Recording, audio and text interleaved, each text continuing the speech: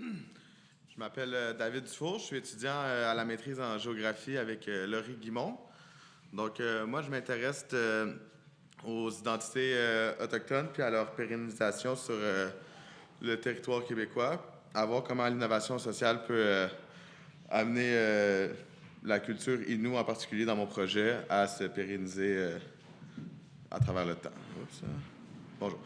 Donc, on va tout d'abord commencer un peu par présenter les Inuits. C'est qui, ils habitent où, qu'est-ce qu'ils font, euh, leur rapport au milieu scolaire, puis comment ils évoluent là-dedans. Ensuite, je vais parler un peu de l'Institut Tchakapèche, qui est un organisme régional sur la Côte-Nord qui œuvre dans la valorisation des cultures Inuits en milieu scolaire, mais aussi au niveau communautaire dans les différents services sociaux, là, que ce soit de santé ou autres. Puis, mes activités de terrain de recherche, puis ensuite des grandes tendances qui se sont dégagées de mon projet à date où est-ce que je suis rendu. Donc, les Inuits de la Côte-Nord font partie des 11 nations autochtones québécoises. C'est un peuple à l'origine semi-nomade qui vivait de la chasse, la pêche, la cueillette, qui partageait une tradition orale, soit la langue Innu.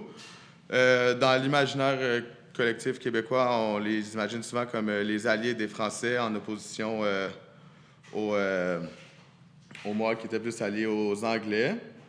Puis, on compte environ 20 000 Inuits sur le territoire québécois, puis un peu Terre-Neuve-Labrador. Donc, c'est la nation la plus grande au Québec. On peut voir sur la carte ici, à l'origine, ils se déplaçaient souvent dans la partie qui est plus en vert, ici, tout au courant de l'hiver. Puis à l'été, ils se rassemblaient sur le bord de la rive. Aujourd'hui, ils sont dispersés dans 11 communautés, dont 2 à Terre-Neuve-Labrador, puis 9 sur le territoire québécois. Oups. Donc, quelques symboles, là, vite fait, pour qu'on s'imprègne bien.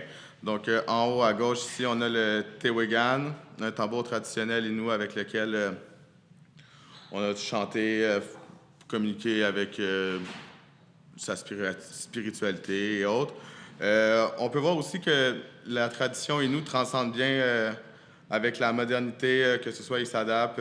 On voit ici le Tewegan à l'électro, donc les jeunes vont reprendre des symboles plus traditionnels pour les amener dans la contemporanéité d'aujourd'hui. Comme on peut le voir, ils pêchent, ils chassent tout en utilisant des outils modernes. On va encore faire des défilés, porter des costumes plus traditionnels à l'occasion de certains événements. On a ici le Chapitoine, qui est le campement traditionnel des Inuits. Donc, juste pour faire un petit recap. Sinon, moi, je me suis plus particulièrement intéressé à l'école en milieu autochtone, parce que souvent, l'école, on voit ça comme une institution qui vient de la société majoritaire, coloniale, qu'on a imposée aux Autochtones au même moment que la sédentarisation forcée. Donc, l'école va être un outil d'assimilation pour l'État et le clergé. Puis, jusqu'environ aux années 1960-70, où il va y avoir des rapports accablants qui vont sortir sur les conditions d'éducation dans ces milieux-là. Il va y avoir ce qu'on appelle un peu maladroitement un réveil culturel où les Autochtones vont reprendre cette volonté d'être autonomes. Il va y avoir plusieurs rapports qui vont être publiés, notamment la maîtrise indienne de l'éducation indienne en 1970, qui va donner un peu comme dans la littérature un coup sur un changement de cap. Donc, l'école va être de moins en moins vue comme un outil d'assimilation, mais plus comme un outil de décolonisation. C'est sûr que le changement va être très lent et parsemé d'embûches. Donc, maintenant, encore aujourd'hui, quand on s'intéresse sur le sujet, c'est souvent les mêmes revendications qui vont être mises de l'avant par les peuples autochtones. Encore en 2017, on dénonçait l'absence de législation permettant le transfert d'un réel contrôle aux écoles de banque. Donc, on va leur donner la possibilité d'exercer, de gérer l'école sans qu'ils puissent prendre aucune décision réellement. Donc, on marche un peu à un système à 2 niveaux. Puis aussi, on dénonçait un peu les généralisations statistiques qui mettent toujours en lumière les mêmes problèmes sans qu'on s'intéresse réellement à des solutions qui pourraient nous faire aller de l'avant. Donc, ce que je m'intéressais plus, c'était le rôle de la culture dans la scolarisation des Autochtones. Ensuite, en entamant ma revue de la littérature, j'ai découvert ou j'ai tombé sur l'Institut de Chakapèche, qui va devenir mon partenaire dans le cadre de cette recherche-là. Euh, Ça a été un timing, un bon addon, qu'au moment où j'ai commencé à m'intéresser à eux, ils venaient à Laval. Donc, c'est une activité qui s'appelle Sous le Chapitoine, qui est une activité satellitaire de l'Institut de Chakapèche, qui se promène partout dans la province depuis 25 ans pour offrir aux écoles ou à d'autres milieux communautaires des semaines de sensibilisation sur la culture autochtone, puis la culture Innu en particulier. Donc, j'ai pu aller les rencontrer au Cégep Montmorency, établir des premiers contacts.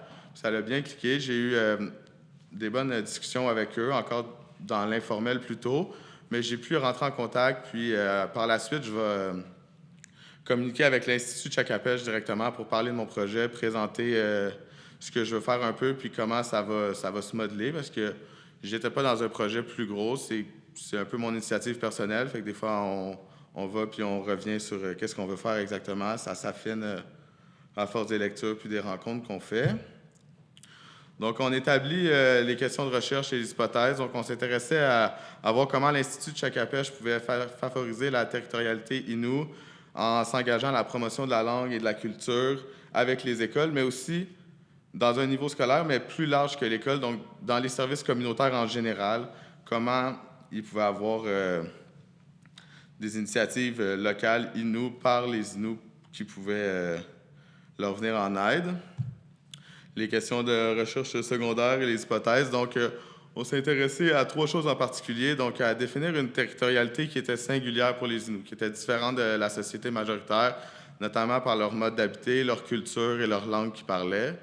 Ensuite, on s'est intéressé plus à voir comment l'Institut de Chakapèche s'engageait pourquoi s'engager à la promotion de cette culture et cette langue-là, à voir comment, après des années de colonialisme, il fallait que les Premières Nations, dans ce cas-ci les Inuits, s'engagent eux-mêmes à décoloniser, qu'ils soient des acteurs principaux dans la décolonisation de l'éducation notamment.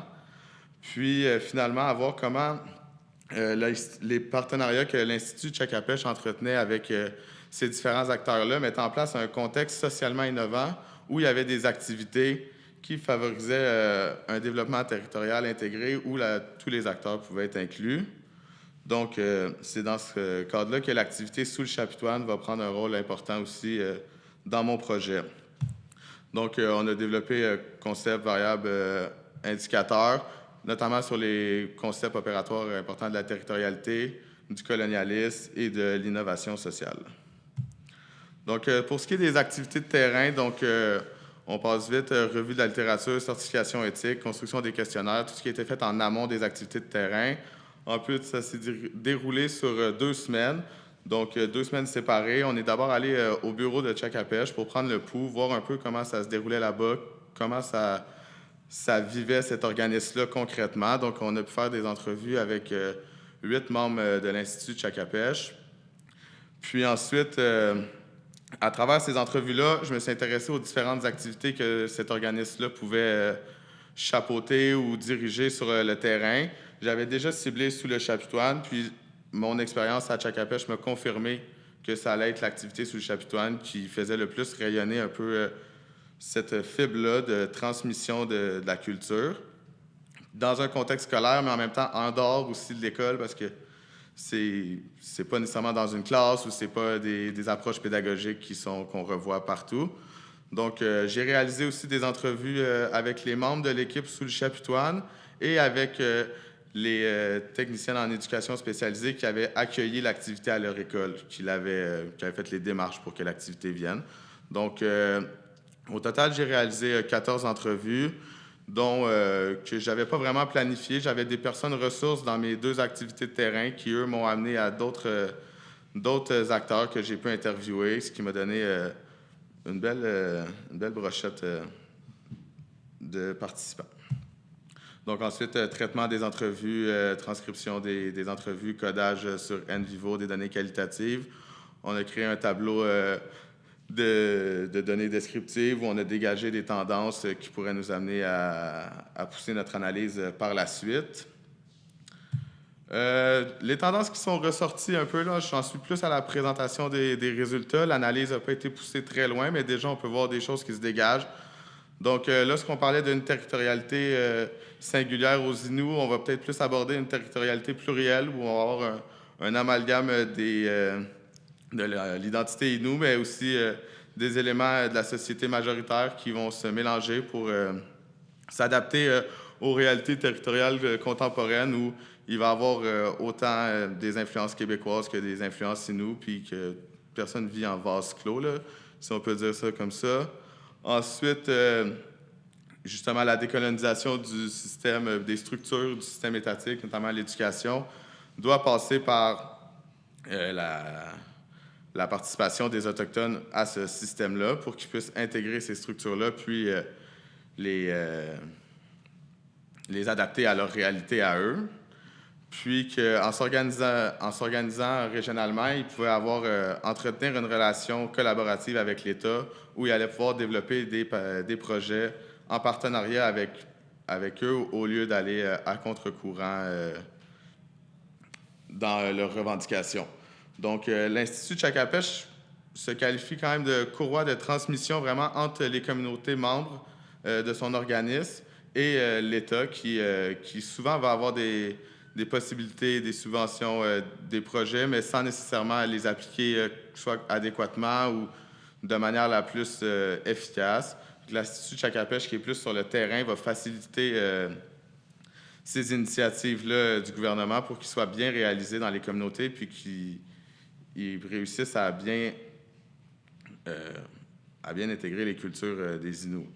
Ensuite, donc, en affirmant leur identité les pluriels, les Inuits vont façonner le territoire pour que ça réponde à les besoins qu'ils ont puis que ça soit plus adapté. Notamment à l'école, il va y avoir beaucoup de programmes qui vont réussir à mieux cibler les besoins des jeunes autochtones puis qui vont mieux répondre à ça. Donc, d'une certaine manière, ils vont pérenniser le rapport des Inuits au territoire dans un contexte contemporain qui leur permet de faire transcender leur tradition puis leur culture. Donc, sinon, il y avait d'éventuels biais, c'est sûr, dans la recherche. Le choix de l'organisme Tshakapesh, c'est intéressant parce que c'est un peu un hasard, si on veut, si j'ai développé le partenariat avec eux. Pas dire que ça aurait pu être n'importe qui, mais il n'y avait pas vraiment de critères à ce choix-là. À travers mes recherches, j'aurais pu aussi aller avec les centres d'éducation des Premières Nations, qui est un organisme à tout le moins semblable sur plusieurs points, qui favorise les cultures autochtones dans différentes communautés du Québec, mais qui sont multinations, là, qui ne vont pas juste se limiter à une nation, qui vont englober plusieurs personnes. Ça aurait été une autre dynamique intéressante. Ensuite, les acteurs interviewés. Donc, c'est sûr qu'en ayant des contacts avec des personnes ressources, je suis allé principalement vers ce qu'eux m'avaient orienté. Donc, il y a des gens que peut-être j'aurais aimé rencontrer, que j'ai passé à côté, que je ne le sais pas, ou que il n'était pas disponible à ce moment-là. Donc, c'est sûr que ça laisse un certain biais. Ensuite, il y a l'école où s'est déroulée l'activité sous le Chapitoine, qui était mon deuxième terrain. C'était une école primaire au Lac-Saint-Jean. Donc, c'est sûr qu'en ayant le programme de Sous le Chapitoine a été créé pour des écoles secondaires, même si les animateurs peuvent s'adapter à l'âge des participants. Là, on va vraiment parfois des garderies jusqu'à des universitaires. Donc, c'est vraiment varié ce qu'ils peuvent faire. J'aurais peut-être préféré une école secondaire où j'aurais pu interagir avec les jeunes qui ont participé à cette activité-là. Mais ça n'a pas été le cas parce qu'ils étaient trop jeunes, parce que plusieurs raisons. Puis ensuite, des billets peut-être plus personnels, création des questionnaires, réalisation, codage des entrevues. C'est toutes des affaires C'était ma première fois, donc c'est sûr que des fois, il va y avoir des petits accrochages à ce niveau-là. Sinon, la dernière chose, ce serait le partage des connaissances, qui est vraiment primordial dans la recherche partenariale avec les communautés autochtones. Donc, c'est sûr que c'est important d'adapter le rendu des résultats de recherche, mais aussi de valider avec eux.